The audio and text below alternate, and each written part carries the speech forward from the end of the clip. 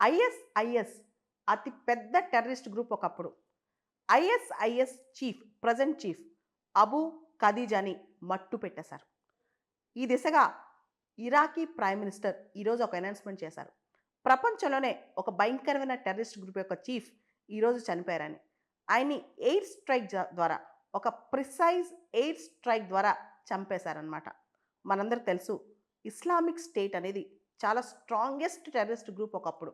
2013-14 నుంచి 17 వరకు ఆల్మోస్ట్ అది ప్రపంచాన్ని భయపెట్టేసింది, వణికి ఇచ్చేసింది. ఈ ఐఎస్ టెర్రరిస్ట్ గ్రూప్ అనేది ఇప్పటిది కాదు.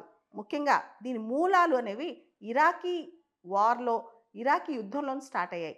ఎవరైతే ఇరాక్లో, అమెరికా ఇరాక్ని ఆక్యుపై చేసిన తర్వాత ఇరాక్లో అఫీషియల్స్ కానీ, సోల్జర్స్ కానీ ఎవరైతే పని లేకుండా అయిపోయారో వీళ్ళు చాలామంది ఐఎస్లో జాయిన్ అయ్యారు. ఐఎస్ ఆపరేటింగ్ సిస్టమ్ కూడా చాలా స్ట్రాంగ్గా ఉండేది. ముఖ్యంగా అబూ బకర్ అల్ బాగ్దాది ఈయన నేతృత్వంలో ఐఎస్ ఒక భయంకరమైన టెర్రరిస్ట్ గ్రూప్గా ఉంది. 2019లో అల్ బాగ్దాదిని చంపేశారనమాట. ఒకప్పుడు ఇస్లామిక్ స్టేట్ అంటే ఎక్సెప్ట్ ఇంటర్నేషనల్ రికగ్నిషన్, అంతర్జాతీయంగా అదొక స్టేట్ కాకపోయినా దానికి ఒక టెరిటరీ ఉండేది, దానికి ఒక జనాభా ఉండేది, ప్రాపర్ రిక్రూట్మెంట్ ఉండేది. అంతేకాదు వాళ్ళు ఎవరైతే దానిలో జాయిన్ అవుతారో వాళ్ళకి ప్రాపర్ పెన్షన్లు, శాలరీలు, లగ్జూరియస్ లైఫ్ స్టైలు, పెళ్ళిళ్ళు కూడా వాళ్ళే చేసేవాళ్ళు. ఎక్సెప్ట్ రికగ్నిషన్ తప్ప అన్నీ వాళ్ళకు ఉండే అనమాట. అబూ బకర్ అల్ బాగ్దాది టైంలో అసలు ఐఎస్ అనేది టాప్ మోస్ట్. ఇది ఎక్కువగా ఇరాక్, సిరియా ప్రాంతాల్లో ప్రాబల్యం తెచ్చుకుంది. అంతేకాదు డీఫాక్టోగా చాలా వరకు టెరిటరీ కూడా ఆక్యుపై చేసి పెట్టుకుందనమాట. అయితే అమెరికా దీనిపైన చాలా చాలా గట్టిగా స్ట్రాంగ్గా రిటార్ట్ చేసి అమెరికా కంట్రోల్ చేయగలిగింది. ఈ రోజున కూడా ఎవరైతే ఐఎస్ చీఫ్ ఉన్నారో అబూ ఖదీజాని హతమార్చడంలో అమెరికా సపోర్ట్ ఉందని చెప్పి ఇరాక్ ప్రైమ్ మినిస్టర్ చెప్పడం జరిగింది.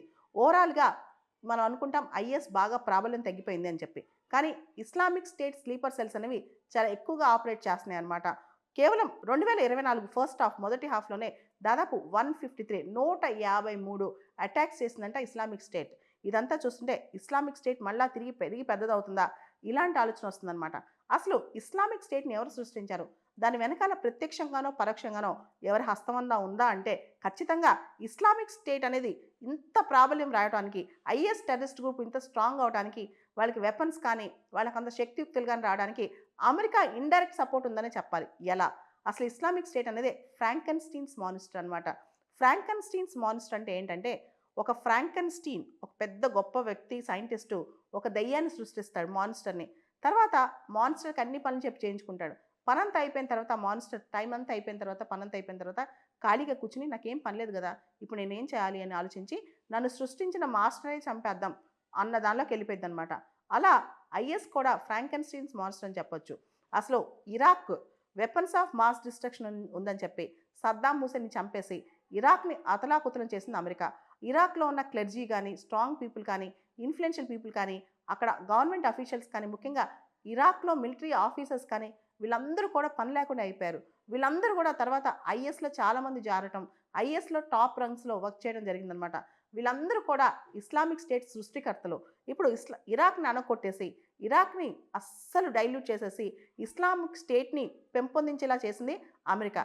అదే ఇస్లామిక్ స్టేట్ మీద మళ్ళీ అమెరికా ఇప్పుడు యుద్ధం మొదలెట్టిందనమాట.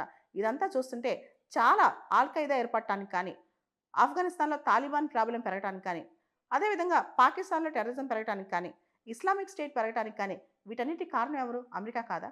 అమెరికా ఒక దేశానికి ఇంకో దేశం కోల్డ్ వార్ పాలిటిక్స్లో రష్యాని చెక్ పెట్టాలన్న ఉద్దేశంతో సోవియట్ రష్యన్ అప్పట్లో పాకిస్తాన్, ఆఫ్ఘనిస్తాన్ ఇలాంటి ప్లేసెస్లో ఫ్రింజ్ గ్రూప్స్కి పెంచి పోషించింది అమెరికానే కదా. ఆ తర్వాత ఒకటి ప్రాబ్లం తెచ్చుకున్నాయి.